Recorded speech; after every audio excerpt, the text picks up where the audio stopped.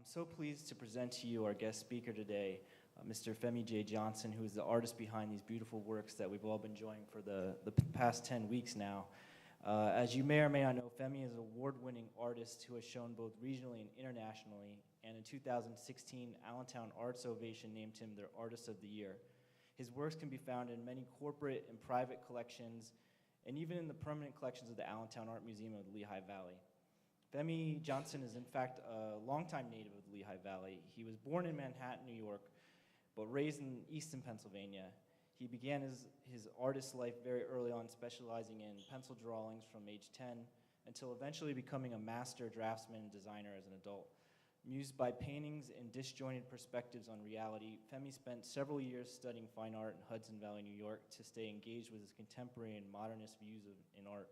6 years ago, Femi relocated back to the Lehigh Valley, and you can now find him at his current space at Expression Studios on Hamilton Street in Allentown. When I first visited Femi at his studio about a year ago, I was immediately struck by the positive energy and the raw creativity coming out of his work.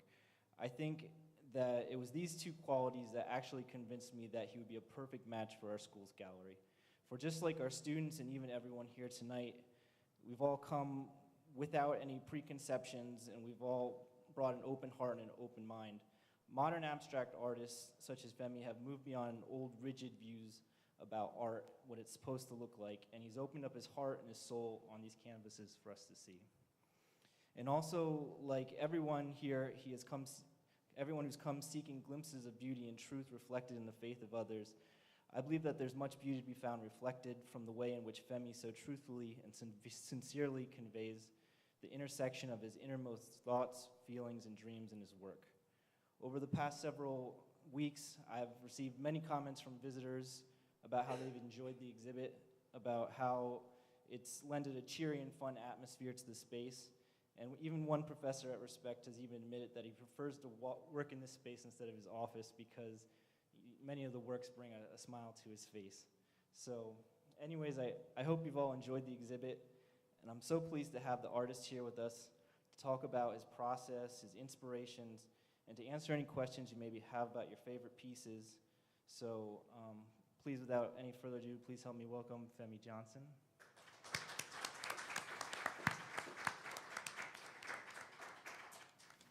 Thanks, Corey. I want a copy of that introduction.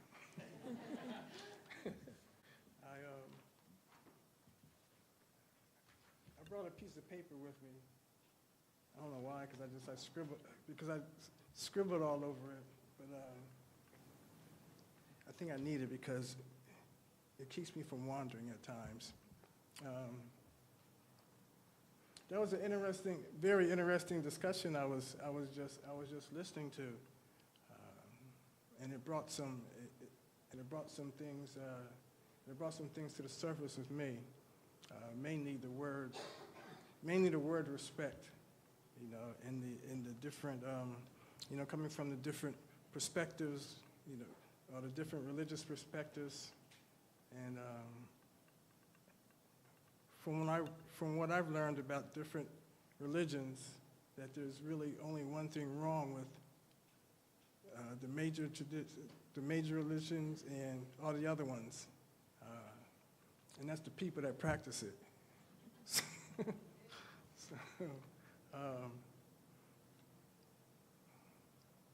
So I was in Philadelphia the other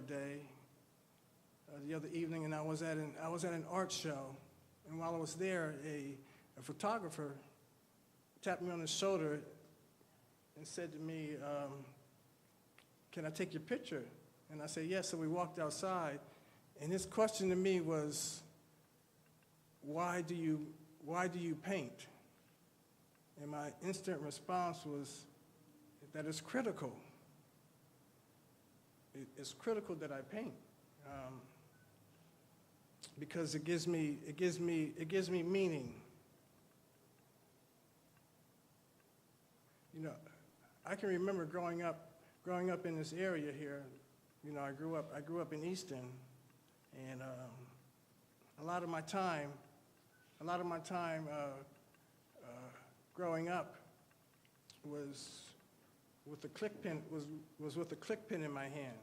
because I always like to draw. I always like to scribble on something, you know.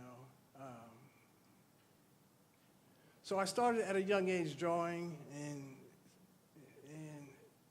doing a lot of scribbling. And my earliest introduction into formal art was in high school, because art was taught pretty well in high school here. So that was my formal introduction into art, and it was quite meaningful to me. At that time I wanted to be a cartoon artist, you know. So I came up with my own characters, and it kind of reminded me of times when I was small in the different ways that I used my imagination. So after doing that for a while, see, because you opened up some things in me that really helped me to look at why I do what I do, and why I'm here today. So a lot of it had to do with my connection to reality. A lot of it had to do with the way I looked at the world, which is why I do what I do now. So after doing that, I started early. I started early with the family, making a family, because I started art school and dropped out because of relationships, you know, and making a family. So that's when I really started studying drafting, because I always knew that I needed something here and something here to survive, you know, because I learned at a young age that I had something in this left hand, you know, when I had a pencil or a pen in it. So I did that for a while, and that was my meaning, that was my art, that was my inspiration. Drawing on a drawing board and fulfilling projects, and I put my heart and everything into it, you know, and that fulfilled me. A lot of us, you know, and I think that has to do with meaning, you know, something that fulfills us, you know, something that takes away that inner loneliness. I don't know what that is, you know, but I learned that helped me to be my own best friend. Anyway, so I was doing that for a while, and I was happy with it, and then other things in life happened. You know, we make some crazy decisions, because I pretty much grew up on the streets. You know what I mean? I had a good solid home, but I was always on the streets every day. You know, we played every day. I had like a Jekyll and Hyde. I had like a Jekyll and Hyde childhood. You know, I was always the one sitting in class and paying attention, but you know, when the school bell rang, I was out the door, you know, ready to do things, you know. And so anyway, I worked in the area here, you know, doing work and doing drafting work, and at the same time, I really got really good at doing portraits. So I would draw portraits on commission.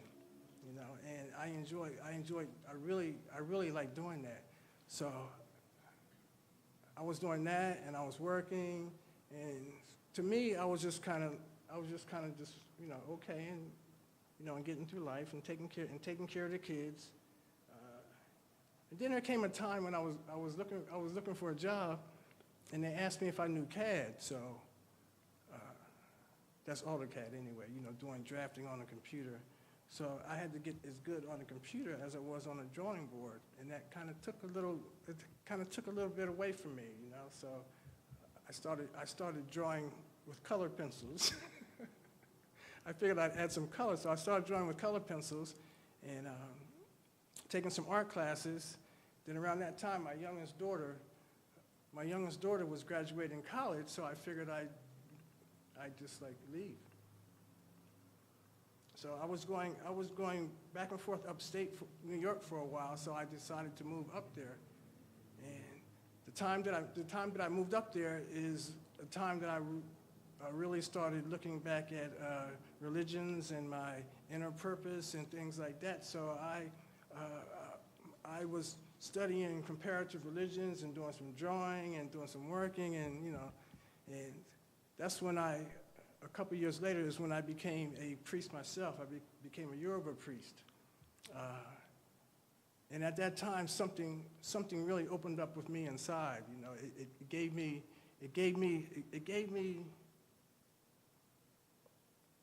a reason. It gave me a meaning. It opened up the inner side of me to be able to say, okay, now I need to completely communicate with myself what's going on visually, because my verbal communication is not the greatest, but when I have a paintbrush and I have a pencil in my hand, I feel free. I feel like I can express myself. I feel like I can talk. I feel like things open up for me, and I realize what my connection is to the earth, what my connection is to nature, what my connection is spiritually, what my connection is to my inner purpose. So that's why I paint, because what it does for me, it seals a moment in time. It's a lot about memory, but at the same time, it's about sealing this moment in time for now and for the future. So everything that I absorb, I put into the paintings. I'll go into the studio and I'll turn the music on. I'll turn the jazz on, and I start feeling the music. I start mixing some colors, and then I just start painting. I just start painting and see what happens, And most of the time it's jazz, because it's also very romantic thing to say it's about the jazz, it's about interpretation. But, when I get in the studio, sometimes it's about the blues, There's some blues licks up in here. Sometimes it's about R&B, because it's about memory, and there's a lot of R&B in my childhood, and there's some movement, there's some dance moves in here, man. There's some R&B in here, There's some reggae in here. I love South African 4-part harmony, and I put that on, and I get that 4-part harmony feeling, and I can hit them strikes, And nowadays, there's a lot of Islam influence in African music, and it's just like, shh. I get all of those different, cultures, coming together. See, because for me, visually, this is music, It's music. It's a universal language. It's a universal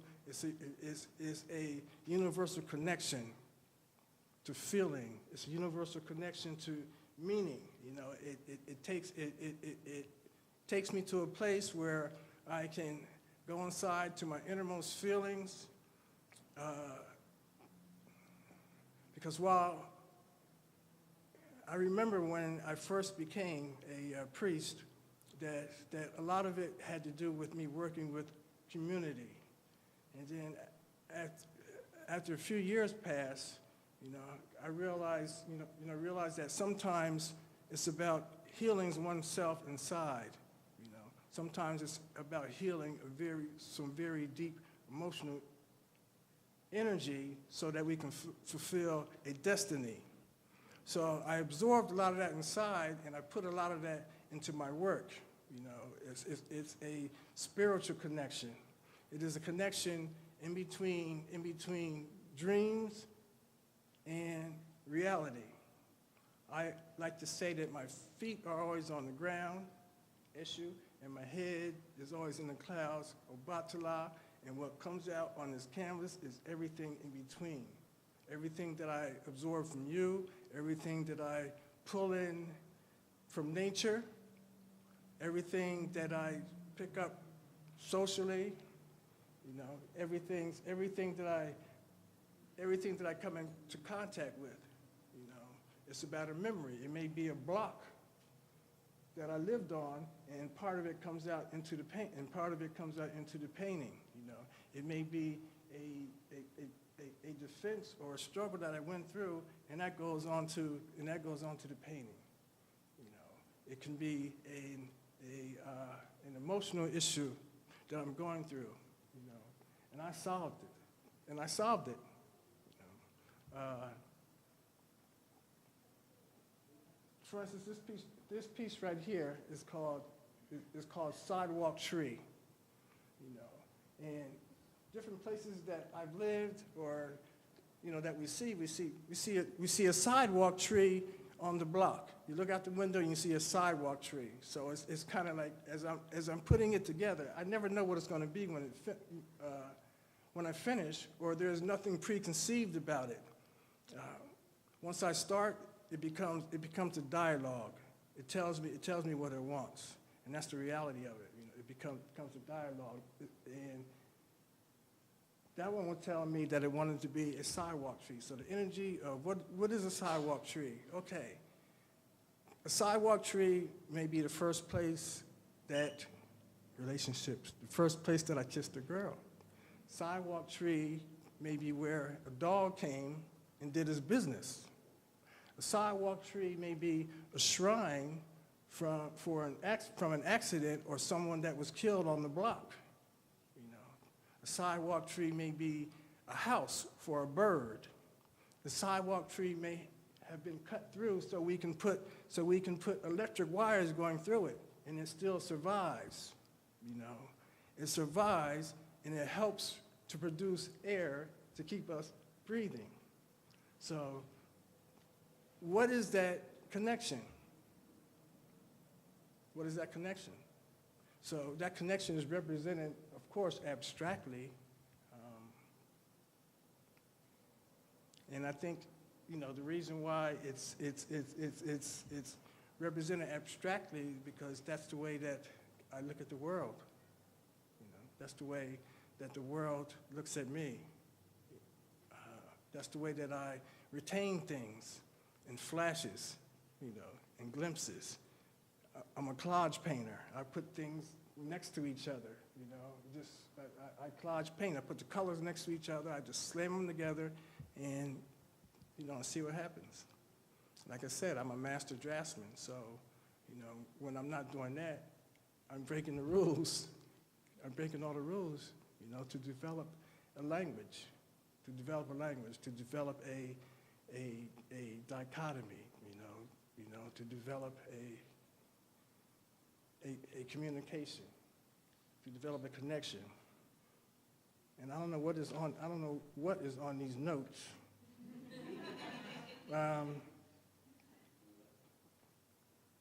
Because a lot of it is emotional, you know. And I like to say that the emotions fluctuate, and they fluctuate on a canvas, but the heart is committed, you know. The heart is committed because it's something that I have to do, and it's surely about feelings.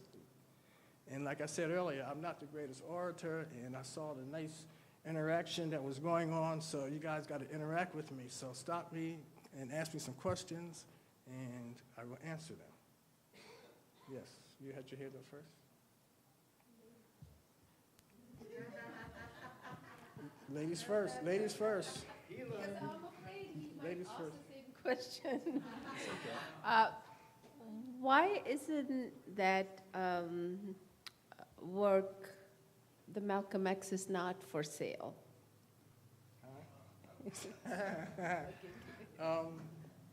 It's not for sale because it's in my private collection. Would you ever think of selling it? Well, I always like to say that, you know, everything is for sale, you know, but I'm holding on to it. Maybe, you know, it all depends on the offer. No, I don't know. I don't know. There's you know, some things that I would like to. I'm not sure what the, you know, completion of it is.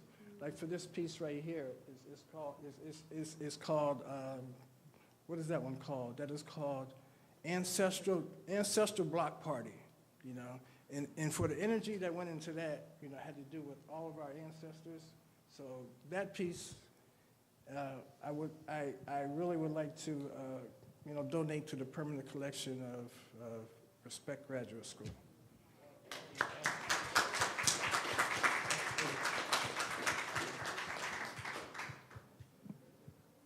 Just from having these discussions with the interfaith community, we found out that at least Judaism partially and probably Islam totally believes in an abstract vision of God.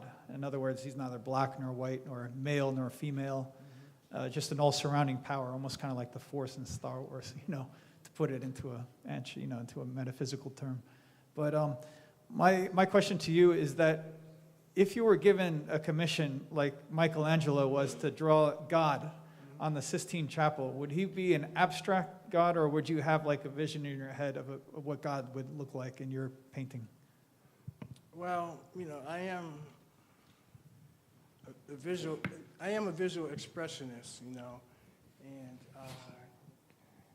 I was raised mostly by my by my mother and my grandmother, and the things that they, you know, nourish me with on a daily basis. And my connection to nature is knowing how, you know, we get delivered here. So if I were to visually put a face on God, it would be female. And then it would be abstract after that. Yes.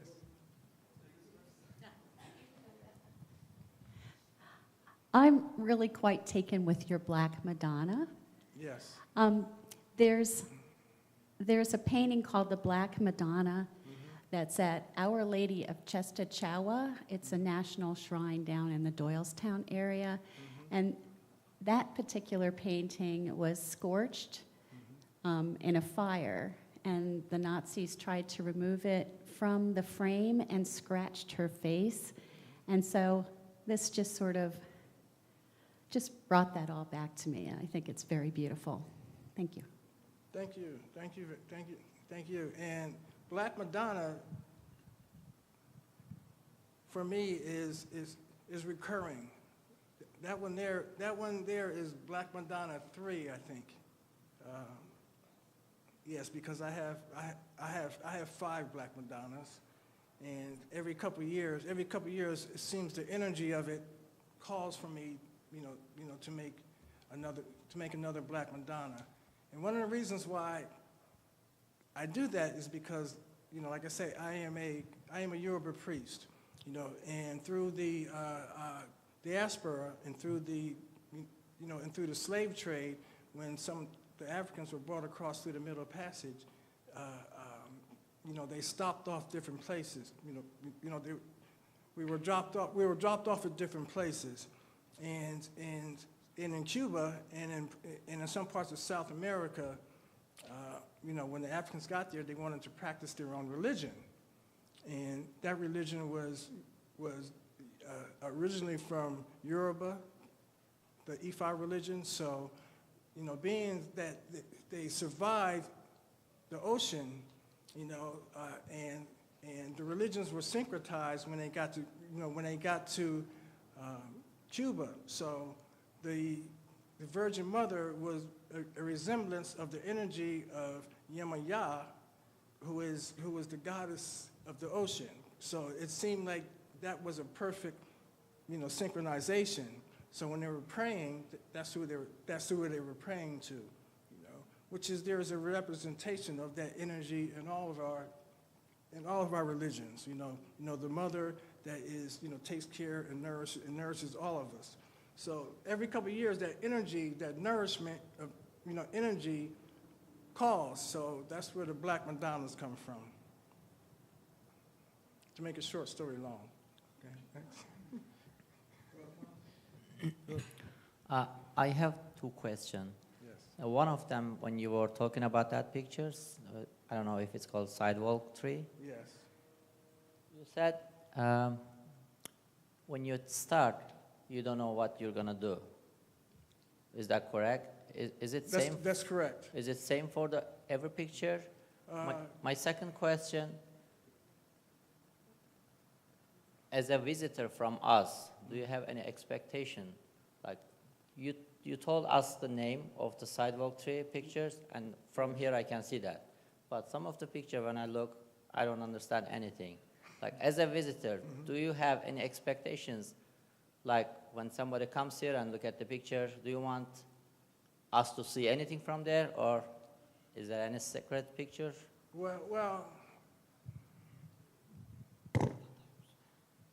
a lot of it is about you know, how I represent nature, how I represent feeling, how I represent color, how I put, you know, draftsmanship into it, how I put composition into it, you know, how I put feeling into it, how I put emotion into it, and however, and I title it in order to give it meaning to me, but however it connects you, and my main purpose is to exalt life, you know, to exalt life, you know, to lift up a moment, to have a place in your mind to go to have a feeling to be, you know, to look at it and you know, and be transformed somewhere, or to shift your consciousness, or just to feel okay with it, you know, to escape yourself into it. So however you connect with it is how you connect with it. I have no expectations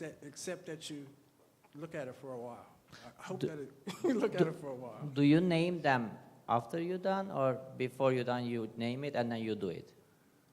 Sometimes a title will come around halfway through, and then I kind of it gives me something to push it towards, and sometimes a title doesn't come until weeks after.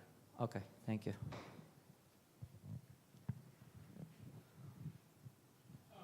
You have great image, and our society seems to be moving away from young people having imagery. In fact, it almost seems to be suppressed. You have to, if they were trained to be a draftsman, they didn't break out from that like you did. Okay? Do you see that in our young people, or do you see when they're with you, they can have the kind of imagery you do? Well,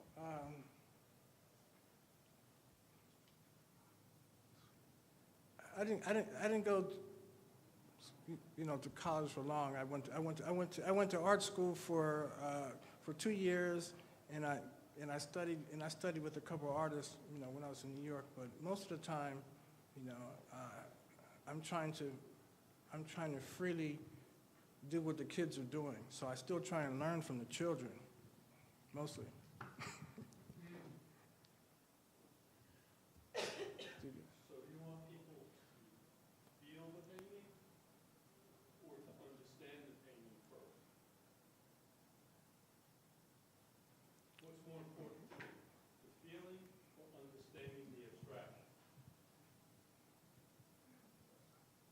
Well, I think abstraction has shifted. You know, when I think of, you know, where I'm at and what I'm doing, is it you know, postmodernism or abstract expressionism?